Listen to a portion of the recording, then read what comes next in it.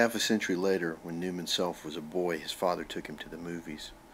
By this time, theaters were multi-screen palaces where each new picture showed every hour on the hour its first weekend. Movies had spaceships and booming sound effects and words that Newman's dad would not let him repeat, along with scenes that made the father cover the boy's eyes. Newman, looking blankly at his father's fingers in the darkness, understood from the sounds that either someone was dying bloodily or a man and a woman were doing something besides kissing. The movies were everywhere. Months after a trip to the theater, as if by magic, you could go to a place like a library that would loan you a plastic brick. You could take it home and put it in a machine, and it would make one of those movies appear on your very own television. You could watch it as many times as you wanted. Newman could watch and rewatch the movies while his father was busy around the house. In the lobby of the Orpheum, as his father walked to find the screen where their movie was playing, they passed an array of pen and ink drawings of movie stars. That was the first time Newman Self saw Buck Trapp. "Who are those people?" Newman asked his father. "That's Humphrey Bogart," his father replied. "And that's Marilyn Monroe." One likeness was an older man with what looked like a weary expression, wearing a felt hat drawn almost over his eyes. Another was a beautiful woman with a wide mouth and immaculate teeth who looked artificial and too happy to actually be happy.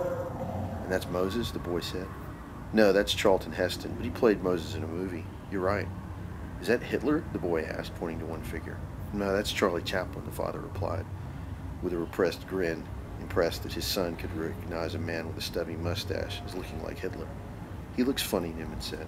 "Who, Hitler?" "Charlie Chaplin." The boy pointed to the face on the wall. "No. Yeah, he was funny." "What about him?" Newman asked. "That's Buck Trapp. He was in the Uncanny Valley. I'll rent that for you sometime." "Is it good?" "No, it's a great movie." "Dad, can we go to Hollywood one day and see all these people?" the boy asked. "No, Newman, most of them are dead." "Why?" "Because they died. They were alive a long time ago, but they died." "Him?" "Charlie Chaplin was a movie star a long time ago when movies were just starting. He died as an old man many years ago on Christmas Day." "Her?" "Marilyn Monroe died when she was a young woman a long time ago. She was unhappy and something happened." "What about him?" "Buck Trapp. Oh, he was shot to death." The boy was shocked and sad at the same time. "Why?" "He made another man angry." "Why?" For some reason he felt there was something his father was not telling him. "Well, he was in love with another man's wife." "Was he an old man?" "You mean Buck Trapp?" "No, he was pretty young when it happened. That's one of the reasons his picture was up there. Everyone was sad when he died. It was like he died too soon." The boy paused from his questions and then took in all the faces on the wall. "Why are they all dead?" "That's the way life is." "So they put your picture on the wall at the movies when you die?" "No, Newman. Just if you were in the movies and famous." "Why?"